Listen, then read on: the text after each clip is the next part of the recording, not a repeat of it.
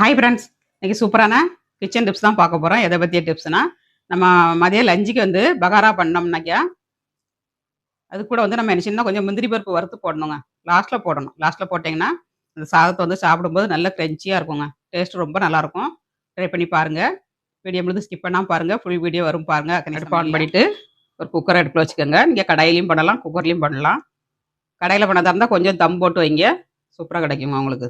இதில் 2 ஸ்பூன் நெய்யும் 2 ஸ்பூன் தேங்காய் எண்ணெயும் ஆட் பண்ணிக்கலாம். தேங்காய் எண்ணெயில் பண்ணுங்கள், நல்ல மணமாக இருக்கும். இப்போ நெய்யை ஆட் பண்ணிக்கலாம்.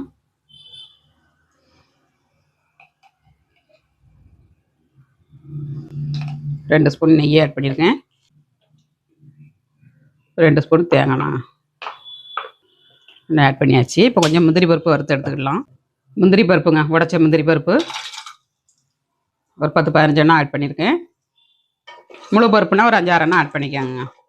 ஆப்ஷன் தான், அதிக தேவைன்னா ஆட் பண்ணிக்கலாம், இல்லாட்டா ஸ்கிப் பண்ணிடுங்க. இது ரைஸாக வறுத்து எடுத்து நம்ம தனியாக வச்சுக்கணுங்க.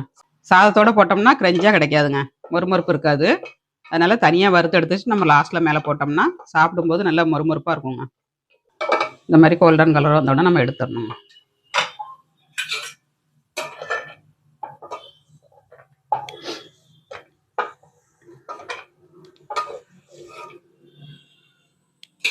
எடுத்தாச்சு.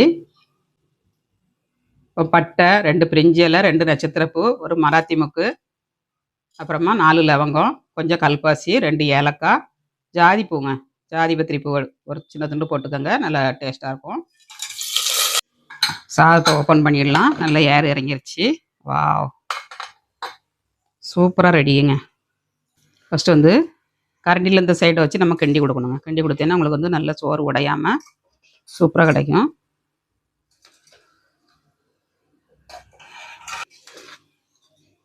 நல்லா கரெக்டாக வந்திருக்கு. நல்லா மணமாக இருக்குங்க சாதம் வந்து.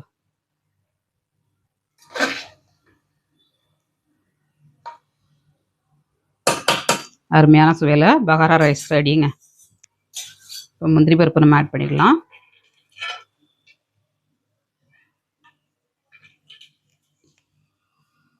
லைட்டாக மல்லித்தழை தூவிடலாம்.